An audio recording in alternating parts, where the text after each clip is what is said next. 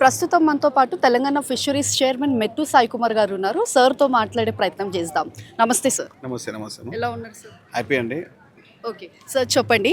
Bathini Goud family వాళ్ళు ప్రతి సంవత్సరం ఈ చేపల ప్రసాదం అనేది పంపిణీ చేయడం జరుగుతుంది ఉచితంగా.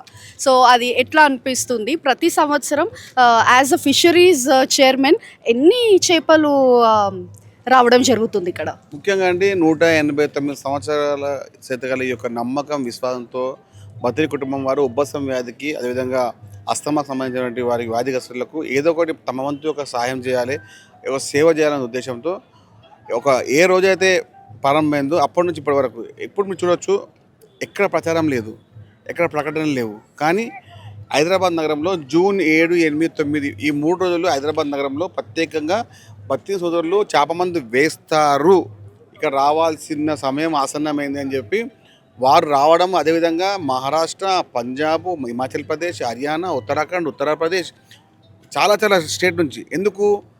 ఎవరైతే మంచి జరుగుతుందో వారి యొక్క విశ్వాసంతో ఆ మంచిని అయితే ఒక 10 మందికి చెప్పడం ద్వారా ఆ మంచి ఇంకా మంచి అవుతుండే ఉద్దేశంతో ఇది మౌత్ టాక్ వల్ల మంచికి చేసి ఈ విషయాన్ని భారతదేశ వ్యాప్తంగా ఎవరు వచ్చినా కూడా ఇక్కడ బాగుండే ఉద్దేశంతో మేము తెలంగాణ ప్రభుత్వం ముఖ్యమంత్రి రేవంత్ రెడ్డి గారు వారి యొక్క ఆదేశాల మేరకు 1,50,000 ఉచిత చేపపిల్లలు కొరమి చేపలు ఏర్పాటు చేయడం జరిగింది. తద్వారా వారి కుటుంబం బతిని కుటుంబం వారు 3 లక్షల మందికి సరిపడేంత ప్రసాదం తయారు చేయడం జరిగింది. మా ఉద్దేశం ఒకటే, చేయాల్సిన మంచి పని అందరికీ సక్రమంగా మొదటి వ్యక్తి నుంచి చివరి వ్యక్తి వరకు చేప ప్రసాదాన్ని ఇచ్చే విధంగా మేము ఒక పకడ్బందీ ప్రత్యేకమైన ఏర్పాటు చేసుకున్నాము. ఏ ఇసుమంతైనా కూడా ఇబ్బంది జరగకుండా గత వారం రోజుల నుంచి మంత్రులు పొన్నం ప్రభాకర్ గారు, వాకిడి సేరి గారు, నేను అందరం ప్రత్యేకంగా కూర్చున్నాము.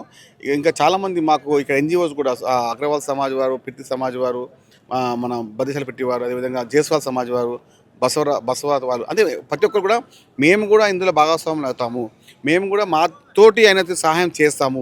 వచ్చిన వారందరికీ కూడా ఏదో మా తలమో ఫలమో మేము ఇచ్చే ఏదో ఒక చేద్దామనే ఉద్దేశంతో 20 సంవత్సరాలు 30 సంవత్సరాలు చాలామంది ఇందులో పాల్గొంటూ ఉన్నారు.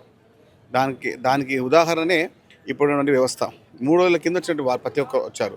ఇప్పుడు కూడా ఈ రోజు నుంచి రేపు సాయంత్రం వరకు ఉంటుంది. అంటే 4 రోజులటువంటి వారి సరిపోయే ఆహార పదార్థాలు కానివ్వండి, వారి నివాస యోగం కానివ్వండి, ప్రతి ఒక్క సదుపాయాలు చేసినటువంటి ప్రతి ఒక్క సంస్థలకు కూడా నేను చాలా ధన్యవాదాలు తెలియజేసుకుంటున్నాను. ముఖ్యంగా ఈరోజు ఈ యొక్క కార్యక్రమానికి మంత్రులు పొన్నం ప్రభాకర్ గారు, మన వి హనుమంతరావు గారు, మన వాకిటి సిఆర్ గారు అందరు పెద్దలు వచ్చి, ఎందుకంటే ఈ మంచి కార్యక్రమాన్ని దాదాపు దేశవ్యాప్తంగా వచ్చిన ప్రతి ఒక్క వ్యవస్థను కాపాడే విధంగా అందరికీ మంచి ఉద్దేశంతో ఈ కార్యక్రమం ఉంటుంది. ఓకే, ఇంకా మన ప్రభుత్వం నుంచి ఇంకా ఎలాంటి సపోర్ట్ ఉంటే బాగుంటుందని అనుకుంటున్నారు? నా ఉద్దేశం ప్రభుత్వం ప్రత్యేకంగా మీరు చూడవచ్చు, దాదాపు 2-3 కోట్ల రూపాయల వ్యయంతో అయ్యే వ్యవస్థ ఇది. ఈ మొత్తం ఏర్పాట్లు కానివ్వండి, పోలీస్ వ్యవస్థ కానివ్వండి, ఇంకా ఆర్ఎండి వ్యవస్థ కానివ్వండి, మా ఫిషరీ ప్రతి ఒక్క డిపార్ట్మెంటు 14 విభాగాల డిపార్ట్మెంట్లో పనిచేస్తూ ఉంది. ఇంకా అంటే గతంలో 16 క్యూలెన్స్ ఉంటే 35 క్యూలెన్స్ ఏర్పాటు చేసుకున్నాము. అంటే ఎక్కడ కూడా ప్రజలకు ఏ విషయమైన సమస్య రాకుండా ప్రతి ఏర్పాటు చేస్తున్నాం. కాబట్టి ప్రభుత్వం స్పష్టంగా చెప్పింది, వచ్చిన అతిథిని అంటే అతిథి దేవో భవ, వచ్చిన అతిథిని మంచిగా చూసుకొని పంపడమే మా యొక్క లక్ష్యంగా భావిస్తున్నాము. ఇక్కడ కూడా వేరే రాష్ట్రాల్లో కూడా ఉండొచ్చు, కానీ ఇక్కడ ప్రత్యేకం ఏంటంటే హైదరాబాద్ నగరం ఎప్పుడు అంటే మేమాజ్ నవాజీ అంటే ఎవరైతే అతిథి వస్తారో అందరూ మంచి చూసుకోవడం, అది ఈ గడ్డ మీద ఉన్నటువంటి వ్యవస్థ. కాబట్టి కొరమి చేప పిల్లల్ని ప్రత్యేకంగా మేము ఏర్పాటు చేసి నాణ్యమైన పిల్లల్ని వారికి అందుబాటు తీసుకొచ్చాము.